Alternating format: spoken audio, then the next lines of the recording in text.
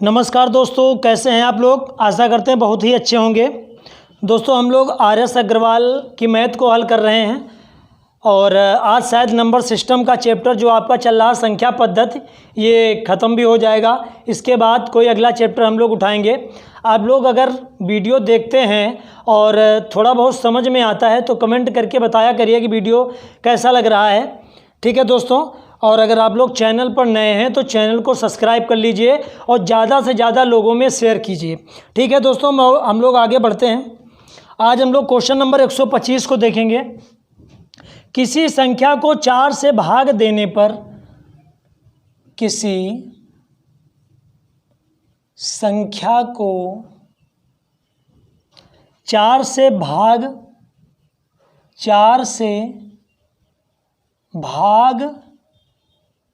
देने पर 2 शेष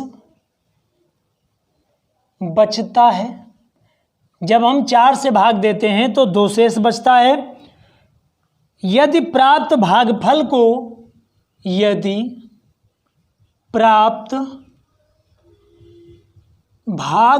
को 5 से भाग दें, 5 से भाग दें तो 3 शेष बचता है। इस प्राप्त भागफल को 6 से भाग दें। यदि पुनः प्राप्त भागफल को 6 से भाग दें तो 5 शेष प्राप्त होता है। तो 5 शेष बचता है। यदि अंतिम भागफल 7 है, यदि अंतिम भागफल 7 हो तो संख्या बताइए। तो संख्या क्या है? ऑप्शन देखिए। पहला नंबर ऑप्शन है 962, दूसरा नंबर ऑप्शन है 954, तीसरा नंबर ऑप्शन है 946 और चौथा नंबर ऑप्शन है 938। देखिएगा, किसी संख्या को जब हम 4 से भाग देते हैं तो 2 शेष बचता है। यदि प्राप्त भागफल को 5 से भाग दें तो 3 शेष बचता है। यदि पुनः प्राप्त भागफल को 6 से भाग दें तो 5 शेष बचता है। और अंतिम भागफल 7 दिया है, हमें वो संख्या ज्ञात करनी है। बिल्कुल सिंपल क्वेश्चन है। देखिएगा, एक सूत्र हमने आप लोगों को बता रखा है। भाज्य बराबर भाजक इंटू भागफल प्लस शेषफल। देखिए, अगर भाज्य को हम x मान लिया, भाजक यानी 4 से भाग दे रहे हैं तो भाजक 4 हो जाएगा। भागफल हमें नहीं मालूम तो y मान लिया और प्लस शेष कितना बच रहा है? 2 शेष बचता है। 2 शेष बच गया। पहली कंडीशन ये हो गई। फिर बता रहा है यदि प्राप्त भागफल को, भागफल कितना है? y, प्राप्त भागफल को 5 से भाग दें तो भाजक अब कितना हो गया? 5। अब भागफल फिर हम मान लेते हैं z, तो शेषफल 3 प्राप्त होता है। यदि पुनः प्राप्त भागफल को, अब देखिए भागफल क्या था? z इक्वल टू 6 से भाग दें और इसको मान लेते हैं p। अब भागफल क्या मान लिया? p। तो 5 शेष बचता है, 5 शेष बचता है। लास्ट में कहा है अंतिम भागफल 7 है। अंतिम भागफल मतलब p बराबर कितना दिया है? 7। तो जब p का मान यहाँ 7 रखोगे तो z equal to 6 into 7 plus 5 यानी 47। z का मान कितना आ गया? 47। z का मान उठा करके हम यहाँ रखेंगे तो y बराबर 5 इंटू 47 प्लस 3। हल कर दो इसको, क्या आ जाएगा? 5 सत्ते 35 के 5, 5 चौकू 20 और 20 और 3 23, 235 और प्लस 3 बराबर 238। ये 238 y का मान आ गया। y का मान उठा करके यहाँ रख देंगे तो x बराबर आ जाएगा 4 इंटू वाई का मान 238 प्लस 2, हल करेंगे तो 4 का गुणा 8 में 4 अट्ठे 32, 4 3 12 और 12 3 15, 4 दूनी 8 1 9, 952 और प्लस का 2 बराबर 954। ये हमारा आंसर आ जाएगा, यानी वो संख्या जो हमें बतानी थी वो 954 हो गई। ऑप्शन नंबर बी हमारा सही हो जाएगा।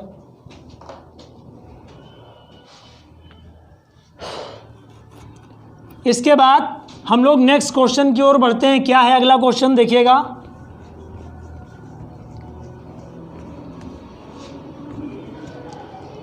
क्वेश्चन नंबर 126 बहुत ही अच्छा क्वेश्चन है। देखिए 126 नंबर, 4 प्राकृतिक संख्याएं इस प्रकार हैं। 4 प्राकृत संख्याएं इस प्रकार हैं कि 3-3 करके जोड़ने पर, कि 3-3 करके जोड़ने पर, 3-3 करके जोड़ने पर योग 180, 197, 180, 197, 208, 222 प्राप्त होता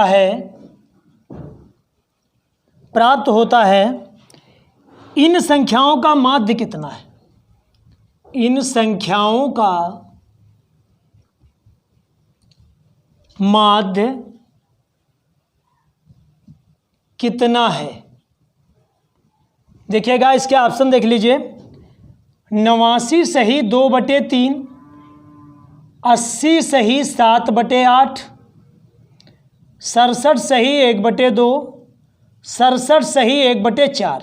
ये पहला नंबर हो गया, ये दूसरा नंबर, ये तीसरा नंबर और ये चौथा नंबर। देखिएगा बहुत ही सिंपल क्वेश्चन है। कोई 4 संख्याएं अगर हम मान लेते हैं ABCD, उन्हें 3-3 करके जोड़ा गया है। देखिएगा ये नंबर जो दिए हैं 180, 197, 208 प्लस 222, 3-3 करके जोड़ने पर हमने 3 से डिवाइड कर दिया। जोड़ो 2 8 2 10, 10 7 17 के 7, 2 9 2 11, 1 12, 2 2 4, 4 1 5, 5 1 6 1 7, 727/3। अब इसको 3 से डिवाइड करो, 3 दूनी 6 और 1 बचा, 3 चक्कू 12 और ये जोड़ कहीं मिस्टेक हुआ। देखिए 8 2 10, 10 7 17 के 7 हासिल 1, 2 9 2 11 और 11 और 8 19, 19 1 20 आएगा, 7 20, 20 का 0 हासिल 2, 2 2 4, 1 5, 5 6 और 6 2 8, 807/3, 3 दूना 6, 2 बचा, 20 हुआ, 3 18 और 3 9 27, 269 आ गया। उसके बाद संख्याएं हैं कितनी? 4 संख्याएं हैं, तो हम 4 से इसको डिवाइड कर देंगे और जब 4 से डिवाइड करेंगे तो कितना आएगा सही बटे में? 4 छंग 24, 2 बचा और 29 हुआ, 4 7 28, 1 बचा, यानी 67 सही 1/4। ऑप्शन नंबर डी हमारा सही हो जाएगा। इसके बाद हम लोग नेक्स्ट क्वेश्चन देखते हैं क्या है। क्वेश्चन नंबर 127, 127 नंबर, 3 अंकों वाली एक संख्या, 3 अंकों वाली एक संख्या 4A3 को तीन अंकों वाली दूसरी संख्या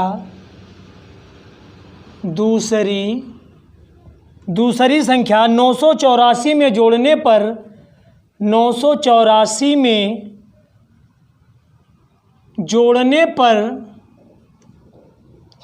4 अंकों वाली एक संख्या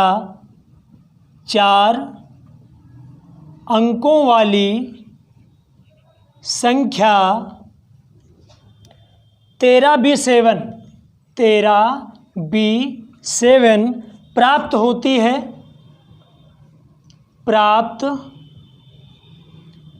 है जो 11 से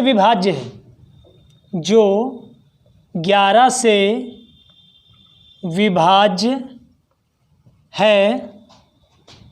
तब हमें मान निकालना है 3A + 4B, इसका मान निकालना है। ऑप्शन देख लीजिए 31, 35, 37 और 39। बी नंबर, सी नंबर और डी नंबर। देखिएगा क्वेश्चन लिखा हुआ है 3 अंकों वाली एक संख्या क्या लिखी हुई है, लिखा है 4A3। फिर 3 अंकों वाली दूसरी संख्या लिखी है 984। फिर 4 अंकों वाली एक संख्या लिखी है 13B7 प्राप्त हुई। ये संख्या जो है 11 से विभाज्य है। तो 11 से कैसे विभाज्य है, पहले हम वो तरीका देखें। तो 11 से विभाज्य होने का जो नियम बताया था, एक संख्या छोड़ के 3 + 7 - 1 + B, 7 में 3 जोड़ दिया 10 हुआ माइनस। अब B की जगह पर हम कितना रखकर जोड़ दें कि घटाने पर 0 आ जाए। अगर B की जगह पर 9 रख दें तो 9 एक 10 हो जाएगा, यानी 0 आ जाएगा। और जब 0 आ जाता है तो वो संख्या 11 डिवाइड हो जाती है। अब देखिए अगर B बराबर कितना आ गया 9। अब यहाँ पर देखिए अगर B की जगह पर 9 है और ये 8 है तो इसका मतलब A का मान 1 होगा। तो A बराबर कितना आ गया 1। अब हमें मान किसका निकालना है, देख लीजिए निकालना है 3A + 4B का। 3 × A का मान 1 + 4 B का मान कितना है 9। 3 × 3 9 × 36 और 36 × 3 39। ये हमारा आंसर आ जाएगा, ऑप्शन नंबर डी सही हो जाएगा। उसके बाद एक क्वेश्चन हम लोग और देख लेते हैं जो कि बताने वाला है। बाकी तो क्वेश्चन आप लोगों ने कर ही लिए होंगे और सिंपल क्वेश्चन है सभी। इसके आगे के जो 2 क्वेश्चन स्थानीय मान वाले हैं वो हमने एक वीडियो जिसमें बनाया है, स्थानीय मान के बारे में बताया है। पूरे स्थानीय मान उसी से लग जाएंगे। क्वेश्चन नंबर 129 नंबर देख लीजिए क्या लिखा हुआ है। जब एक विद्यालय के सभी छात्रों को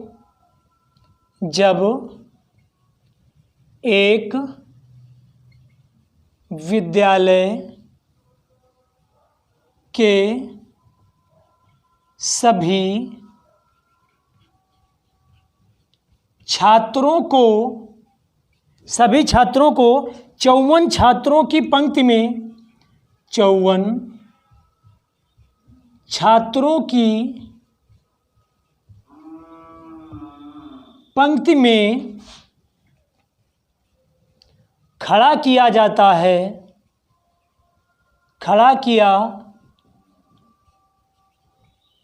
है तो 30 पंक्तियां बनती हैं। तो 30 पंक्तियां बनती हैं। यदि 45 छात्रों वाली पंक्तियों में खड़ा किया जाए, यदि 45 छात्रों वाली पंक्तियों में खड़ा किया जाए तो कितनी पंक्तियां बनेंगी, तो